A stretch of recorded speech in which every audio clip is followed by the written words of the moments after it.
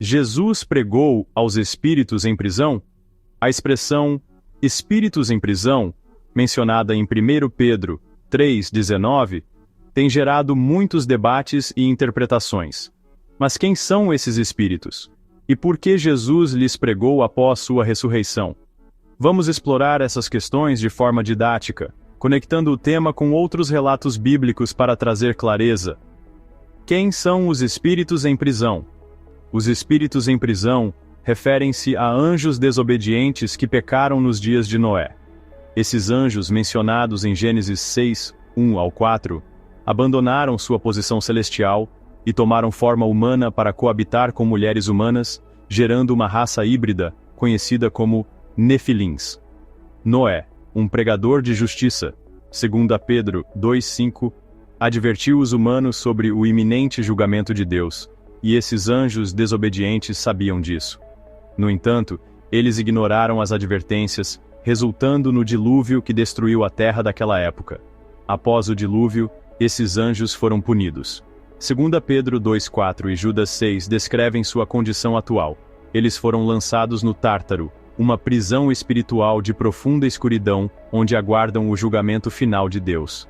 Essa condição os separa de sua posição celestial e da luz espiritual de Deus. Portanto, os espíritos em prisão não são humanos mortos nem almas desencarnadas, mas anjos rebeldes que desobedeceram a Deus nos dias de Noé. O que é o Tártaro? O Tártaro, mencionado exclusivamente em 2 Pedro 2,4, não é um lugar físico, nem se refere ao Hades ou ao Seol, que representam a sepultura como o estado de inatividade da morte, Eclesiastes 9:4 ao 10. Em vez disso, é uma condição simbólica de rebaixamento espiritual. Esses anjos foram afastados da presença divina e colocados em uma posição de escuridão e restrição espiritual. Apesar disso, eles ainda possuem certa liberdade para influenciar os humanos, como indicado em Efésios 6:12, onde são chamados de forças espirituais iníquas nos lugares celestiais. Por que Jesus pregou a eles? Após sua ressurreição, Jesus pregou a esses espíritos em prisão. O que essa pregação significava? 1 Pedro 3:19 e 20 descreve como Jesus foi e pregou aos espíritos em prisão, os quais outrora tinham sido desobedientes, quando a paciência de Deus esperava nos dias de Noé, enquanto se construía a arca.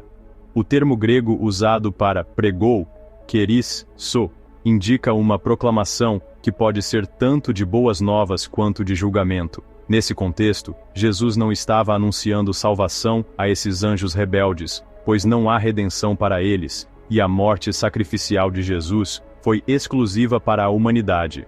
1 Timóteo 2:5-6, Hebreus 2:16. Em vez disso, ele proclamou sua vitória sobre Satanás e os anjos desobedientes, confirmando que o julgamento de Deus era justo.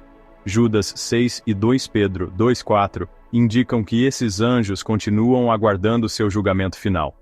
Portanto, a pregação de Jesus foi um ato de declaração de vitória e uma reafirmação da justiça divina. Relevância desse tema para nós. A pregação de Jesus aos espíritos em prisão destaca vários pontos fundamentais. 1. A soberania de Deus. Mesmo os anjos mais poderosos são sujeitos à autoridade divina. 2. A justiça de Deus.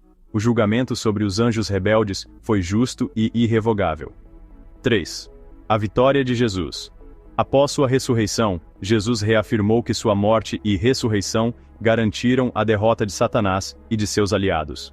Além disso, essa explicação harmoniza-se com outros textos bíblicos e rejeita interpretações que confundem esses espíritos com almas humanas ou que atribuem a Jesus uma missão de evangelização no Hades. Resumo: os espíritos em prisão são os anjos rebeldes dos dias de Noé que abandonaram sua posição celestial, corromperam a humanidade e foram punidos por Deus.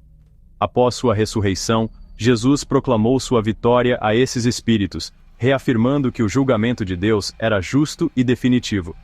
Esses temas nos mostram o quanto é importante haver harmonia entre os termos e conceitos bíblicos, porque eles vão se encontrar. Conceitos como Seol, Hades, Geena, alma, espírito, onipotência, etc., Se não houver harmonia, eles vão mostrar o quanto sua teologia é harmoniosa ou contraditória. Nessa sequência veremos: Jesus pregou aos espíritos em prisão após ter sido ressuscitado. Mas onde Jesus esteve enquanto esteve morto? O que você acha? Comente sua visão.